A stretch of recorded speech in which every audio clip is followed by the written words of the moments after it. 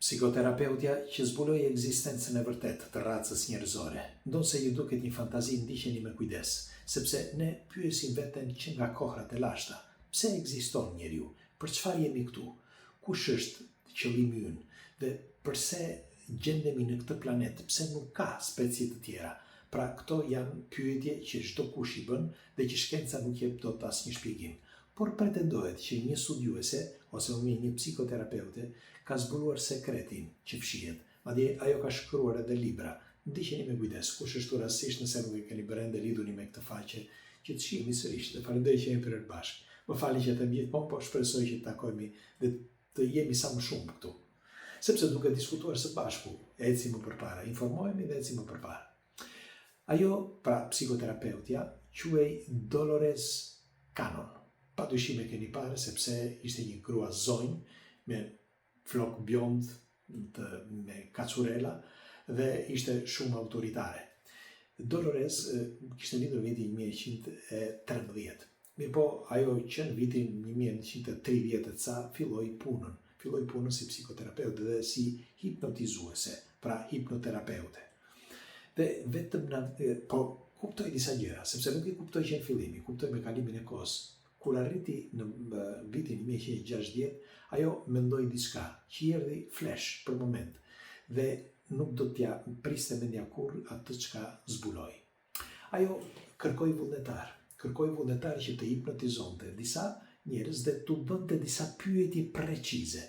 Pra, mos të hipnotizon si më përpara, sepse duhet të dini që hipnoza regresive është vetëm mënyrë që ti mund të kuptosh karakterin e njeriu, jetën e tij, jetën e kësaj bote dhe jetën e mëparshme. Të paktën kështu thuhet, pra është vetëm një forum, hipnoza regresive, që mund të zbulojë sekretet të njeriu. Por çfarë bëhet me hipnozën regresive? Do të ndaloj pak këtu. Hipnoza regresive flet me subconscious, me fjalë me ndërgjegjen. Nuk flet me njeriu si flasim unë dhe ti. Pra flet me unin që kemi brenda, që është shpirti ose energjia. Dhe kjo është tepër thelbësore, është diçka vërtet unike. Dhe Dolores çfarë bëri? Dolores filloi që të pyeste se çfarë, sepse të gjithë e dini, për shembull kemi parë edhe ato intervista që kemi bërë me doktor Malangën, Corrado Malangën e tjerë. Por disa për shembull këta kanë folur vetëm për alien, disa kanë folur për diçka tjetër. Kurse Dolores mendoi diçka që unike. Dhe nuk ja tha skujt këtë deri para disa vite, deri shumë vonë me fjalë. Ajo u kërkoi pacientëve që u kërkonte gjatë hipnozës që çfarë është planeti Tokë? Pse gjendeni këtu? I thoshte pacientit, ti pse gjendesh këtu? Pra teksa hipnotizonte ti kush je dhe pse gjendesh këtu? Pra nuk e pyeti për jetën e mëparshme, nuk e pyeste për jetën e sotme, as për gjë tjetër, por veç për këtë. Pra kush je ti dhe pse je këtu? Dhe përgjigja e ndërgjegjes ose mirë shpirtit ishte: unë jam këtu për një eksperiencë, por prisni, sepse ky është momenti 1, që është fantastik, numër 1. Që të gjithë pacientët, pra në momentin që ajo hipnotizonte, që të gjitha përgjigjet ishin eksakte në këtë forum. Pra unë jam këtu për një eksperiencë, dhe kjo është 1, por prisni sepse ka dhe më shumë. Atëherë çfarë ndodhi? Dolores, që në vitin 1961, deri kur ajo vdiq në vitin 2014, pra kur u largua nga kjo jetë, se u largua 80 vjeçë, mos gaboj, 81 vjeçë, ajo vazhdoi deri në ditën e fundit. Bile ajo vdiq nga një aksident, me fjalë u dëmtua në një aksident dhe me kalimin e kohës u përkeqësua. Ishte pikërisht në vitin 2014, se ndryshe do kishte jetuar shumë i gjatë, por ajo nuk rrinte urt. Ajo gjithmonë merrte makinën dhe ikte nga një vend në tjetrin. Dhe punonte. Tani çfarë ndodhi me këtë? Me pacientët. Pacientët përveç se thoshin këtë, pra unë jam këtu, kur i thoshte pacientit, çdo lloj pacienti, ti pse gjendesh këtu? Unë gjendem këtu për një eksperiencë. Pastaj pyetja e dytë ishte: çfarë është planeti Tokë për ty? Planeti Tokë është vetëm një sistem për të njohur ndërgjegjen, pra për të njohur shpirtin, por njëkohësisht për të bërë dhe eksperiencën. Pra nuk është gjë tjetër, veç se një, si mund të quhet? Mund ta quajmë një vath ose një vend ku bëhet eksperiencë. por prisni, sepse është treta është akoma më e fortë.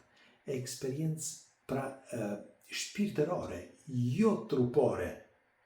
Eksperiencë shpirtërore. Çdo të thotë kjo? Sepse ne themi që jemi këtu për një, nga tekstet antike, thuhet që njeriu është këtu për një sprovë. Sprova nuk është për me fjalë për trupin, por është për shpirtin. Pra shpirti çfarë ndodh? Sipas gjasave, si thotë dhe diska këta aziatikët, që shpirti kur shkëputet nga trupi, shkon në një vend, pastrohet, pra që të pastrohet memoria çdo gjë, dhe pastaj rikthehet edhe një herë në rimishërim, pra rimishëhet tek një tjetër. Ndonjëherë këto pastrime nuk bëhen eksaktësisht, jo sepse krijuesi ose vendi ku pastrohen nuk është i rregullt, jo, por ka disa gliçe, të quajtur kështu, që mendja i kujton dhe jetën e mëparshme. Kjo është ajo pastaj që disa njerëz kujtojnë atë jetën e mëparshme, me fjalë të viteve të kaluara, kur tregohet në rimishërim, se s'më vinte, rimishërimi. Dhe çudia e kësaj, pra e kësaj zonje, pra e Dolorezës, ishte që ajo hipnotizoi, siç ju thash, deri në ditën e fundit. Dhe ka hipnotizuar mijëra njerëz. Merreni me mend që nga viti 1960, le të themi nga viti 1960, ka filluar edhe më përpara, por 1960 deri në vitin 2014, 45 vjet. Me fjalë ajo 45 vjet duke hipnotizuar njerëz. Sa njerëz mund të ketë hipnotizuar ajo në përgjithësi? Se punonte për ditë, me qindra për ditë.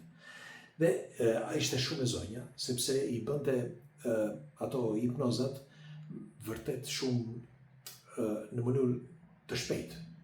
Dhe nuk i mante shumë pacientët për orë të tëra, vetëm kur gjente në një moment delikat që i duheshin informacione. Dhe si përfundim, ajo zbuloi diçka madhështore. Pra zbuloi atë që nuk e kishte zbuluar kush.